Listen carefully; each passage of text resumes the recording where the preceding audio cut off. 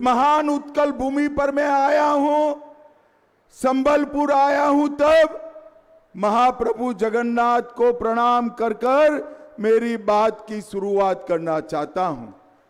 यहां से सीधा सभा समाप्त कर कर समलेश्वरी माई के चरणों में मैं शीश झुकाने जाऊंगा। ये हमारा शक्तिपीठ पूरे कोस्टल ओडिशा को और पूरे ओडिशा को संबल देने वाला है। समलेश्वरी मंदिर, घंटेश्वरी माता, बुध राजा मंदिर, विम्बलेश्वर शिव मंदिर, ये सभी को प्रणाम करता हूं। अभी अभी मुझे महान कवि गंगाधर मेहर जी का चित्र भेंट किया गया। आज गंगाधर मेहर जी की आत्मा जहां पर भी होगी बड़ी प्रसन्न होगी, क्योंकि 25 साल के बाद ओडिशा की भाषा, साहित्य, कला और संस्कृति के आधार पर ओडिशा में एक सरकार बनने जा रही है, एक सरकार बनने जा रही है।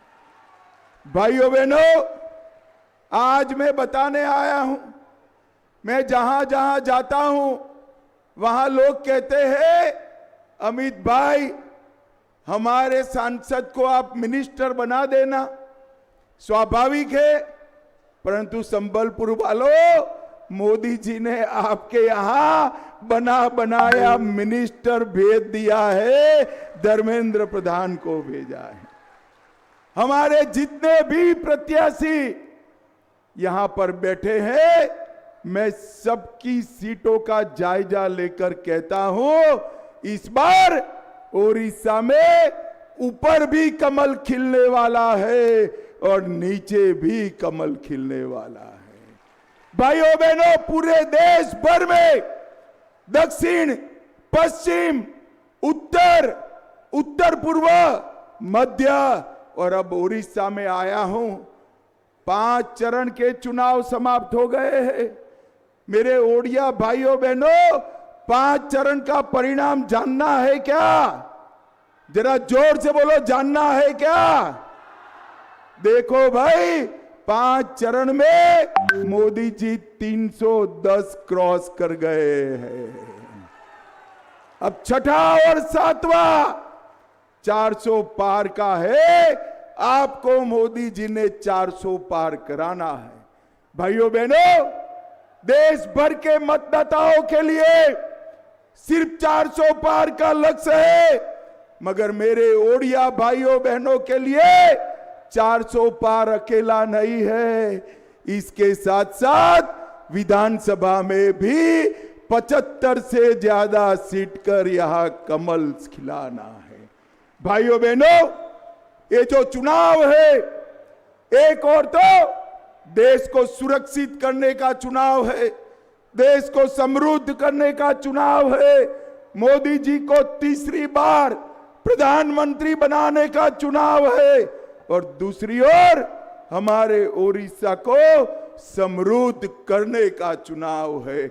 हमारी ओडिया भाषा, साहित्य, कला, संस्कृति, इसके सम्मान को फिर से प्रस्तावित करने का चुनाव है, और महाप्रभु जगन्नाथ की परंपराओं को सम्मान और जीवित रखने का ये चुनाव है। मोदी जी ने हमेशा ओडिया भाषा, संस्कृति, उसका गौरव किया। भाइयों बहनों, मोदी जी ने हमारी ओडिशा की ही गरीब आदिवासी के घर की बेटी द्रौपदी मुर्मू को राष्ट्रपति बनाकर समग्र ओडिशा का सम्मान करने का काम नरेंद्र मोदी जी ने किया। G20 का सम्मेलन हुआ, दुनिया भर के नेता मोदी जी के साथ हाथ मिलाकर फोटो खिंचाते थे, दुनिया भर के नेता। इसके पीछे तस्वीर कौन सी थी? हमारे कोणार्क के सूर्य मंदिर की तस्वीर के सामने मोदी जी ने हाथ खींचा। कोणार्क का सूर्य मंदिर आज दुनिया भर में प्रसिद्ध हुआ। भाइयों बहनों, ये ओडिशा की सरकार महान पाइका विद्रोह को, पाइकाओं के स्वतंत्र संग्राम को भुलाने का काम कर रही है। मोदी जी ने पाइका सम्मान में एक सिक्का और डाक टिकट जारी कर पाइका संघर्ष को दुनिया भर में प्रसिद्ध करने का काम किया।